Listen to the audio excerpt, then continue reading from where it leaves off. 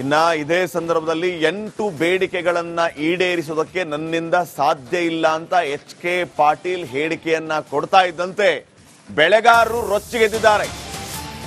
ನಿನ್ನೆ ಸಚಿವ ಎಚ್.ಕೆ. ಪಾಟೀಲ್ ಸಂಧಾನ ಸಭೆಗೆ ಅಂತ ಬಂದಿದ್ರು. ಸಂಧಾನ ಸಭೆ ವಿಫಲವಾಯಿತು. ಎಚ್.ಕೆ. ಪಾಟೀಲ್ ಕಾರಿಗೆ ಮುತ್ತಿಗೆ ಹಾಕಿ ಆಕ್ರೋಶವನ್ನ ವ್ಯಕ್ತಪಡಿಸುವ ಕೆಲಸ ಆಯಿತು. ಬೆಂಗಳೂರಿಗೆ ಬರೋದಕ್ಕೆ ರೈತರು ಒಪ್ಪಿಲ್ಲ. ಅಹೋರಾತ್ರಿ ಧರಣಿಯನ್ನ ನಡೆಸಿದ್ದಾರೆ. ಇವತ್ತಿನ ಕ್ಯಾಬಿನೆಟ್ ಸಭೆಯತ್ತ ಕರುನಾಡಿನ ರೈತರ ಚಿತ್ತ ನೆಟ್ಟಿದೆ. ಬೆಂಬಲ ಬೆಲೆಯನ್ನ ಅನೌನ್ಸ್ ಮಾಡ್ತಾರಾ ಇವತ್ತು? ಇದು ಸದ್ಯಕ್ಕಿನ ಪ್ರಶ್ನೆ ಆಗಿದೆ.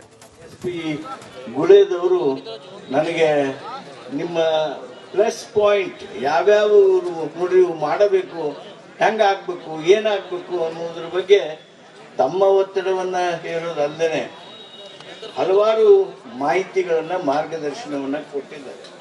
ಈ ಶುಗರ್ ಕೇನ್ ಕಮಿಷನರೇಟ್ ಅನ್ನ ವಾಪಸ್ ಅದು ಇಲ್ಲಿ ಸ್ಥಾಪನೆ ಆಗೋದಕ್ಕೆ ಅದನ್ನ ಬರೀ 4 ಮಂದಿನ ಇಟ್ಕೊಂಡು ಮಾಡಿದ್ರೆ ಸಾಲದು. ಅದಕ್ಕೆ ಬೇಕಾಗಿರ್ತಕ್ಕಂಥ ಎಲ್ಲ ಸರಂಜಾಮ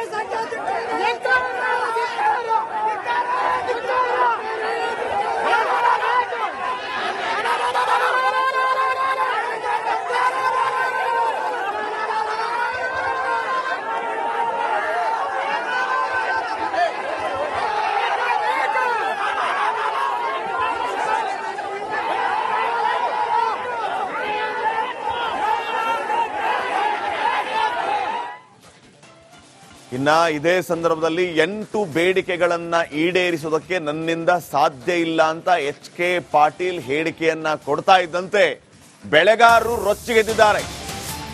ನಿನ್ನೆ ಸಚಿವ ಎಚ್.ಕೆ. ಪಾಟೀಲ್ ಸಂಧಾನ ಸಭೆಗೆ ಅಂತ ಬಂದಿದ್ರು. ಸಂಧಾನ ಸಭೆ ವಿಫಲವಾಯಿತು.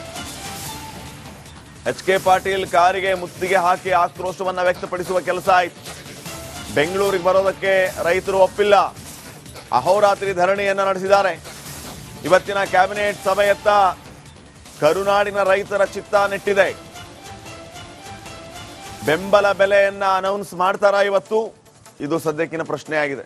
SP ಗುಳೇದವರು ನನಗೆ ನಿಮ್ಮ ಪ್ಲಸ್ ಪಾಯಿಂಟ್ ಯಾವ್ಯಾವ ನೋಡ್ರಿ ಮಾಡಬೇಕು, ಹೆಂಗ ಆಗ್ಬೇಕು, ಏನಾಗಬೇಕು ಅನ್ನೋದ್ರ ಬಗ್ಗೆ ತಮ್ಮ ಒತ್ತಡವನ್ನ ಹೇರೋದಲ್ಲದೆ ಹಲವಾರು ಮಾಹಿತಿಗಳನ್ನ ಮಾರ್ಗದರ್ಶನವನ್ನ ಕೊಟ್ಟಿದ್ದಾರೆ. ಈ ಶುಗರ್ ಕೇನ್ ಕಮಿಷನರೇಟ್ ಅನ್ನ ವಾಪಸ್ ಅದು ಇಲ್ಲಿ ಸ್ಥಾಪನೆ ಆಗೋದಕ್ಕೆ ಅದನ್ನ ಬರೀ 4 ಮಂದಿನ ಇಟ್ಕೊಂಡು ಮಾಡಿದ್ರೆ ಸಾಲದು. ಅದಕ್ಕೆ ಬೇಕಾಗಿರ್ತಕ್ಕಂಥ ಎಲ್ಲ ಸರಂಜಾಮ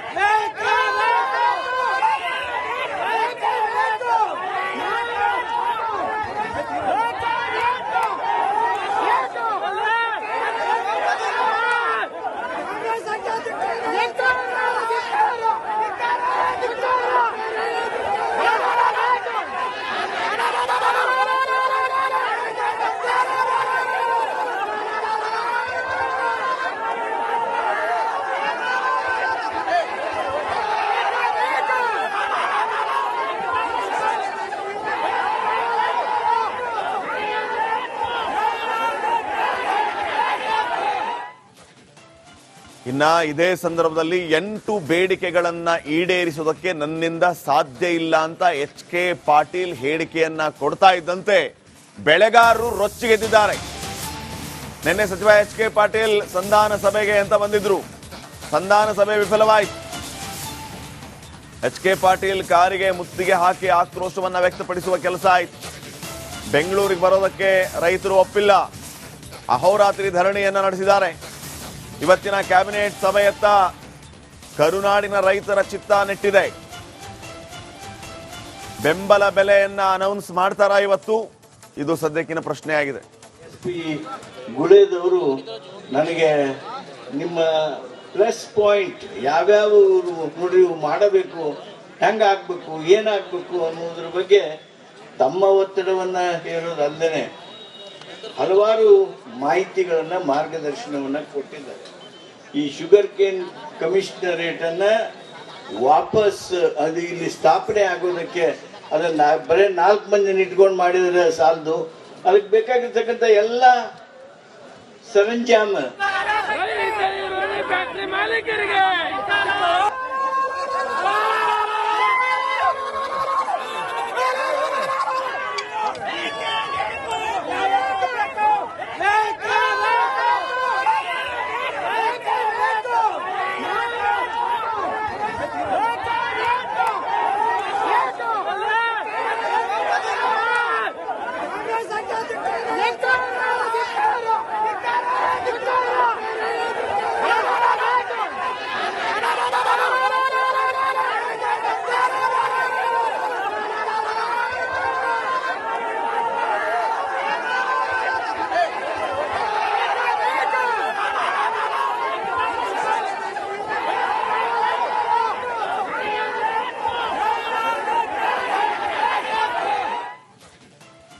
ಇನ್ನ ಇದೇ ಸಂದರ್ಭದಲ್ಲಿ 8 ಬೇಡಿಕೆಗಳನ್ನ ಈಡೇರಿಸುವುದಕ್ಕೆ ನನ್ನಿಂದ ಸಾಧ್ಯ ಇಲ್ಲ ಅಂತ HK ಪಾಟೀಲ್ ಹೇಳಿಕೆಯನ್ನ ಕೊಡ್ತಾ ಇದ್ದಂತೆ ಬೆಳೆಗಾರರು ರೊಚ್ಚಿಗೆದ್ದಿದ್ದಾರೆ.